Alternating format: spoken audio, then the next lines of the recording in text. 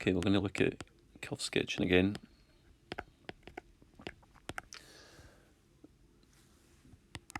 And just one example this time. So f of x equals 8x cubed minus 3x to the 4, and we're going to sketch the curve. Okay, so again, let's check x-axis. Make y equal to 0. Remember that f of x is y. So it'll be ax cubed minus 3x to the 4 is equal to 0. Take a highest common factor. So numerically from 8 and 3 I can't take anything. But I can take out x cubed highest common factor, so that will be 8 minus 3x. And since x cubed times 8 is ax cubed, and x cubed times minus 3x is minus 3x to the 4. I've now get x cubed equals 0, or 8 minus 3x equals 0. Cube root of 0 is 0. And then I've got minus 3x equals minus 8, and x equals minus 8 over minus 3. X is equal to 8 over 3. Okay, so let's get 2 points then, which is 0, 0 and 8 thirds 0. So that's my investigated x-axis. Let's now go after the y-axis. We're straight on the y-axis. X is equal to 0. So f of 0 equals 8 lots of 0 cubed minus 0 to the power 4, and that gives me 0, 0, 0.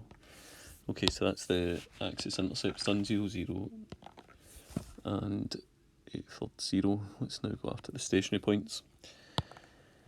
So stationary points, remember that I'm going to differentiate the function, make it equal to 0, and then make a statement. So f dashed x equals, bring the power down, multiply, take 1 away from the power, 24 x squared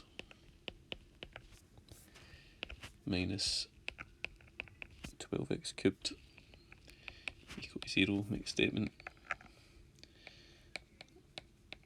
For stationary points, f dashed x equals 0. Okay, take out a highest common factor, which is going to be 12x squared. 12x squared times what gives me 24x squared, that's 2. 12x squared times what gives me 12x cubed, that's x.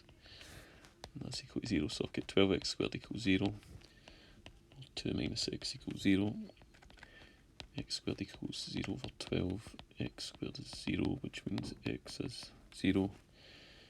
And minus x equals minus 2, which means x is equal to 2. So I've got a stationary point when x equals 0 and a stationary point when x equals 2. Now, I don't really need to do the work by subbing x equals 0 into the original function to get the y coordinate, because if you think about it, I've already done that for where I checked the x-axis. So f of 0 equals 0.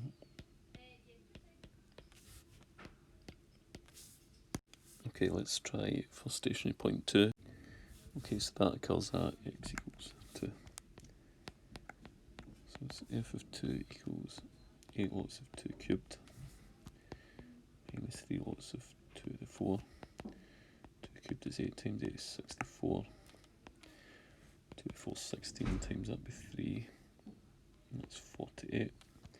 64 take away 48 is 16. Stationary point 2 then occurs at 216. Let's now go after the nature of the stationary points. Okay, so the stationary points occur at 0 and 2. So x coordinates.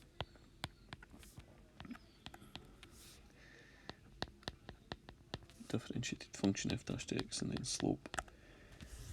Okay, so I know I've got 0 gradient here and 0 gradient here. So an neighbouring value before 0 could be minus 1, between 0 and 2 could be 1, and after 2 could be 3. Okay, and I'm subbing that into the differentiated function. Okay, so let's go with f dash minus 1.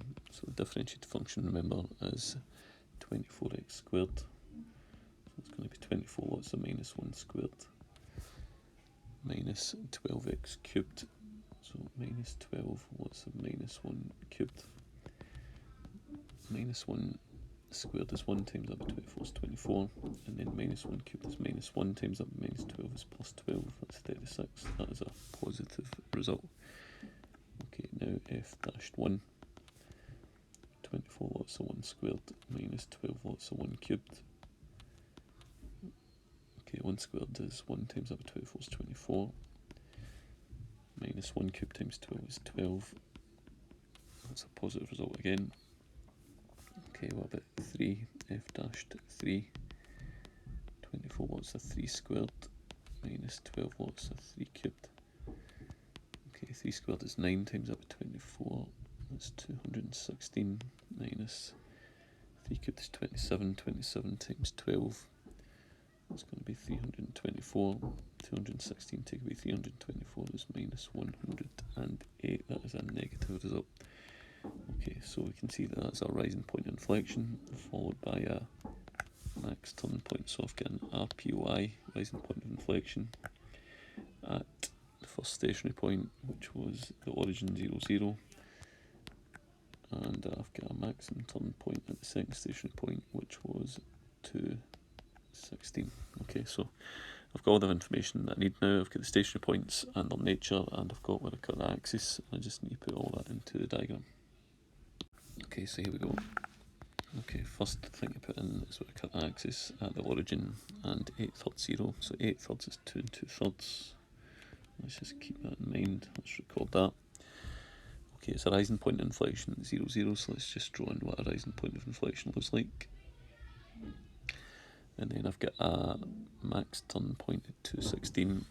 Well, if 8/3 is just smaller than 3, 216, well, that might be 2 there, and I'm getting up to 16.